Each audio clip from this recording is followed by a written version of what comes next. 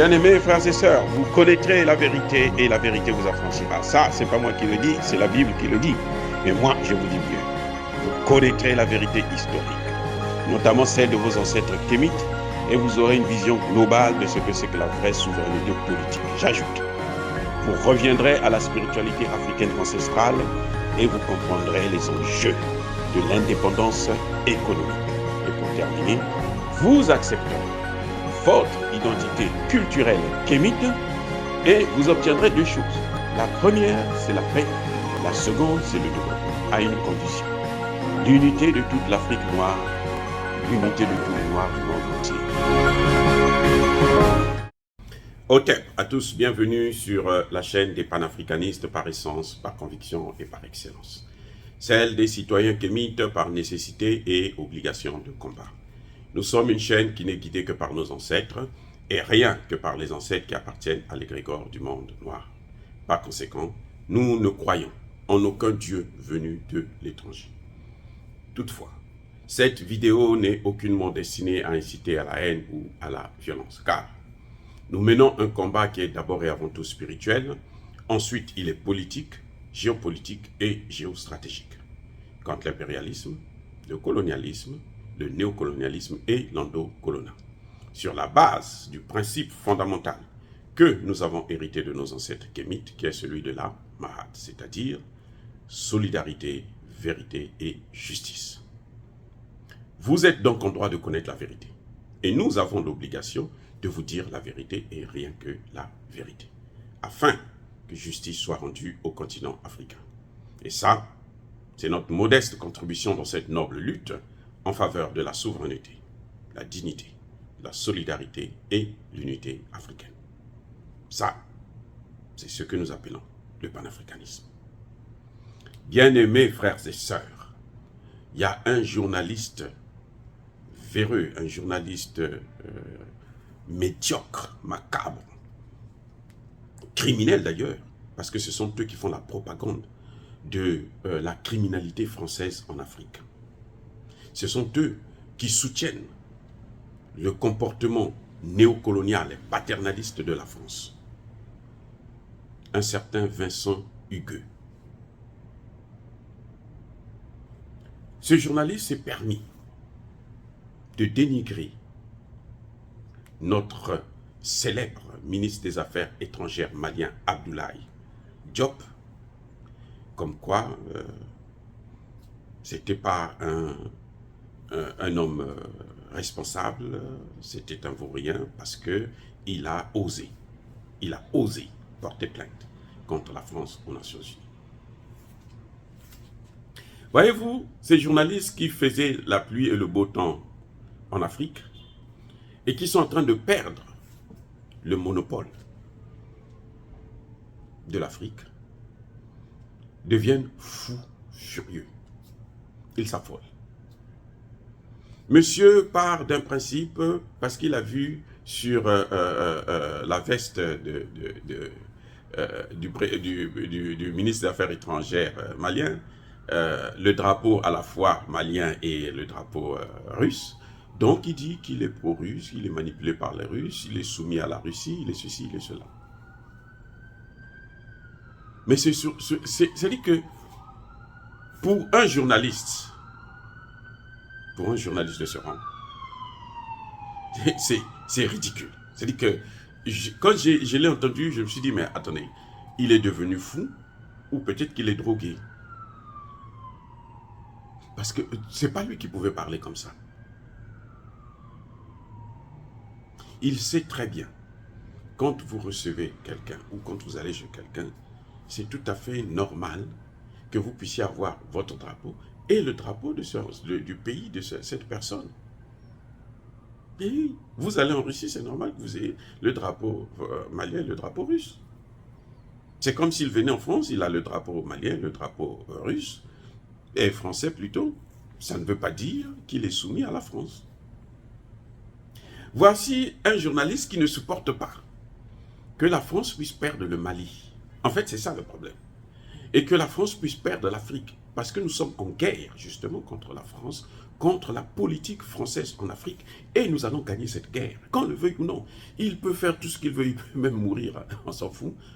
Nous allons gagner cette guerre. Vous savez, la France est le pays qui fait le plus souffrir les Africains. C'est le dernier empire colonial. Et que tout empire finit par disparaître. Tout empire. Ce n'est que question de temps. La France doit s'adapter, doit commencer à mettre en place des mécanismes qui peuvent lui permettre de vivre sans l'Afrique parce que les Africains n'en veulent plus. Elle a trop fait du mal à l'Afrique. Point. Ce journaliste est incapable de reconnaître que la France a échoué au Mali. Il est incapable de reconnaître ça. C'est-à-dire que quand on est journaliste et qu'on ne peut pas voir la vérité, même avec des lunettes, alors c'est qu'on a un problème grave. Il est tellement malhonnête qu'il pense que la politique française au Mali, c'est une bonne politique. Il a oublié que les Français se sont auto-invités au Mali. Ah, bon, je reviens, je répète. Ce n'est pas les Maliens qui ont invité la France à venir. Non. Les Français se sont auto-invités. Pourquoi je dis ça? Parce que cette junte qu'ils qualifient d'illégitime là, est aussi une junte comme celle qui avait fait venir la France. Je répète. C'est-à-dire que le signataire des accords de 2013, qui demandait à la France d'intervenir au Mali sur deux éléments essentiels, le renseignement d'abord, et puis il y avait le renseignement, oui, c'était surtout le renseignement et l'appui aérien. Deux éléments. C'est un gouvernement de transition qui avait fait un coup d'État, comme celui que eux ils appellent la junte. Mais puisque ce gouvernement travaillait pour eux, ils ne l'appellent pas une junte. Ils disent tout simplement que c'est un gouvernement de transition. Là, ils disent que c'est une junte parce que leurs intérêts sont menacés. Leurs intérêts, bien entendu, macabres. Ce journaliste-là ne comprend pas ça, ne connaît pas ça. Il a oublié ça. Il pense que parce que lui, il a oublié, nous aussi, on doit oublier. Parce que lui, il ignore ça, nous aussi, on doit ignorer. Mais c'est nous qui subissons. C'est nous qui subissons.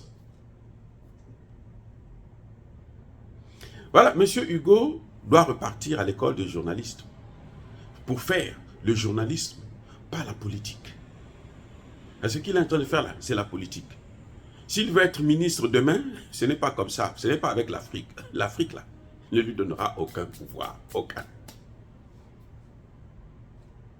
Ce journaliste a soutenu les crimes de la France au Mali, dans le Sahel. Ce journaliste a oublié que c'est la France qui a détruit la Libye et c'est depuis la Libye là qu'ils ont pris les terroristes pour les amener au Mali, dans le Sahel. Eh oui, c'est ça qu'il faut rappeler à ce voyou. C'est ça qu'il faut rappeler à ce voyou. Il se passe pour un journaliste, un grand journaliste comme ça. Il ne connaît pas l'histoire, mais le journaliste se base sur quoi? Le journalisme, là, c'est basé sur les faits historiques d'abord. Parce que si tu ne connais pas les faits historiques, tu ne peux pas comprendre la suite. Tu ne peux pas comprendre le présent. On ne peut pas séparer la guerre de Libye au terrorisme dans le Sahel. On ne peut pas. Il faut être alors très médiocre. Il faut être un vaurien, un nul pour dire que le Mali, la situation au Mali, n'a rien à voir avec la situation en Libye. Même au Conseil de sécurité, là où eux, ils règnent. Je répète. Même au Conseil de sécurité, là où eux, ils règnent. Là où les Africains ne sont que des spectateurs. Parce que nous n'avons pas de siège au Conseil de sécurité. 54 États, aucun siège au Conseil de sécurité. Nous ne sommes pas représentés au Conseil de sécurité. Ce qu'on appelle les A3, là, les 3 pays qui siègent comme membres non permanents, c'est zéro, on ne les écoute même pas. Ceux qui peuvent influencer sur les décisions, ce sont les 5 pays membres du Conseil de sécurité, on le sait. C'est ça que nous apprenons à ce journaliste. Bref, M. Hugo devait savoir, Hugo plutôt, devrait savoir que ce qu'il y a au Mali là, c'est à cause de Sarkozy et de Bernard-Henri Lévy. C'était Bernard-Henri Lévy qui faisait exactement ce que lui il est en train de faire là. Et voilà le Mali et la Libye. Et voilà que maintenant ça descend. Mais pourquoi il ne vous dit pas que aujourd'hui la France est en train de solliciter le Bénin et le Togo parce qu'elle veut aussi placer des bases militaires là-bas? Pour faire quoi? Dites-moi, pour faire quoi? Parce que les Béninois ne mangent pas à cause de Macron. C'est Macron qui vient nourrir les Béninois.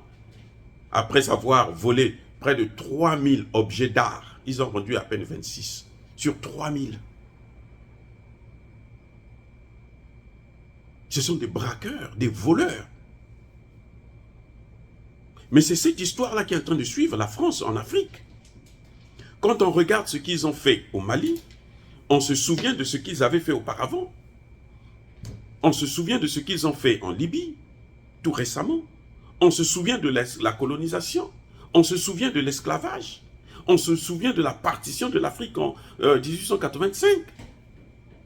Monsieur Hugo, nous ne nous basons pas seulement sur les faits là que nous voyons.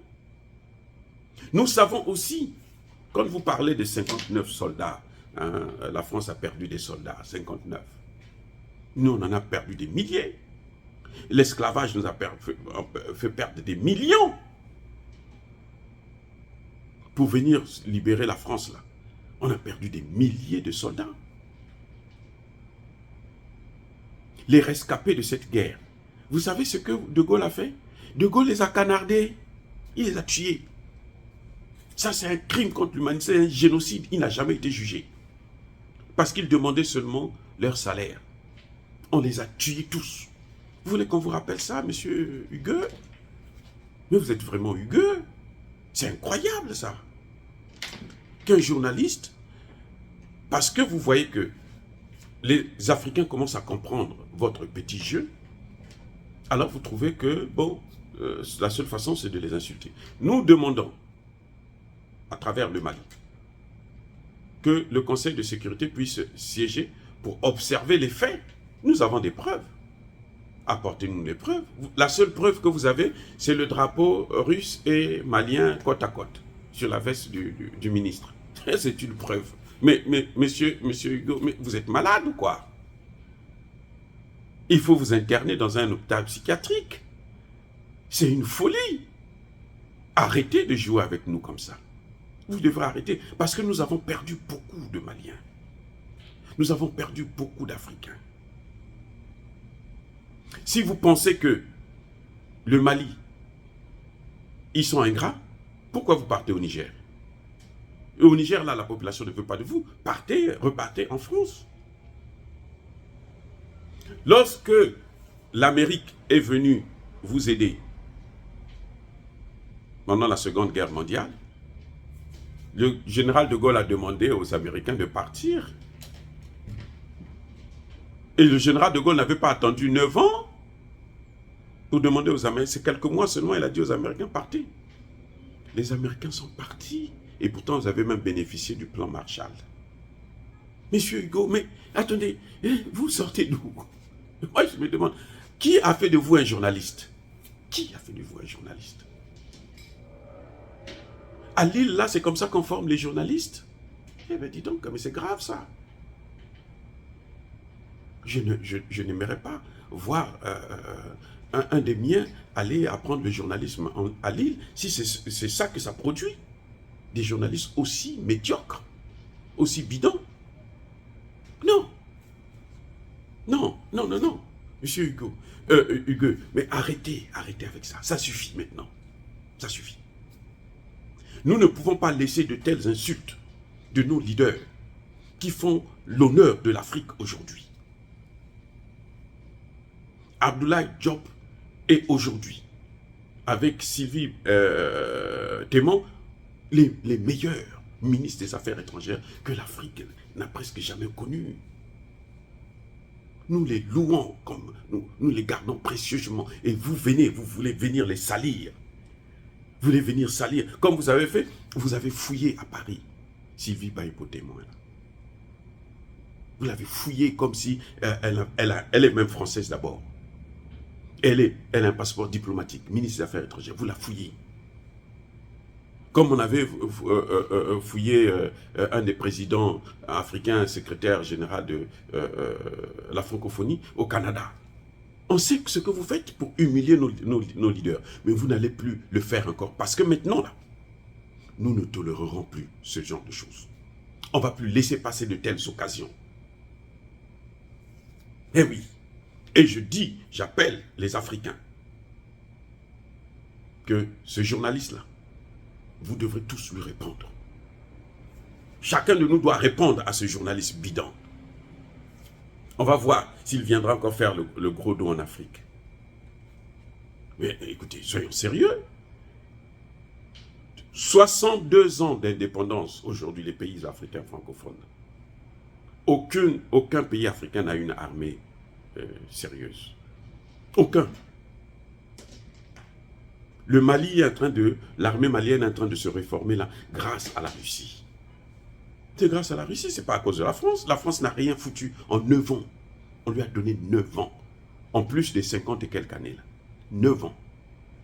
Elle n'a rien fait. Elle est venue, au contraire, elle a aggravé la situation. Le Mali était occupé à 5%. Quand la France est venue, 9 ans après, le Mali est occupé à 80%. C'est maintenant que l'armée est en train de récupérer presque la moitié maintenant. Et vous venez, vous voulez insulter le ministre des Affaires étrangères. Parce que vous n'êtes pas content que vous soyez dévoyé au niveau de l'ONU, du secrétariat du Conseil de sécurité. Allez-y vous défendre, apportez-nous des preuves.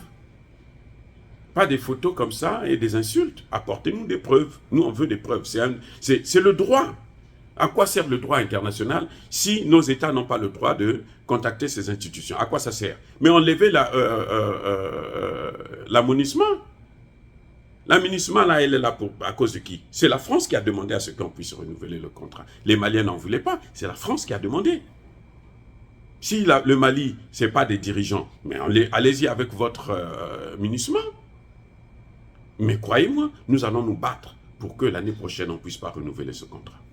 De toutes les façons, si le Conseil de sécurité ne siège pas, ce sera une bonne raison de dire que les Nations Unies ne sont pas pour nous, ils n'ont qu'à partir de chez nous.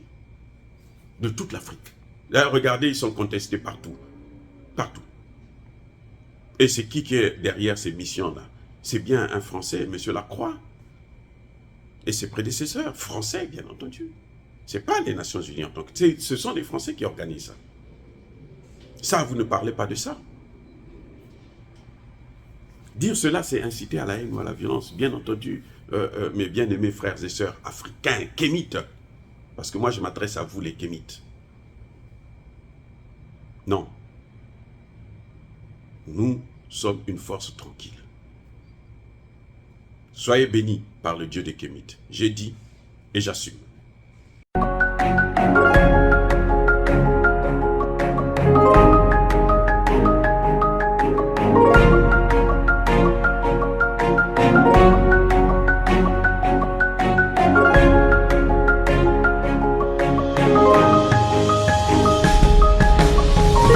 Eux, ils marchent par la foi et non par la vue.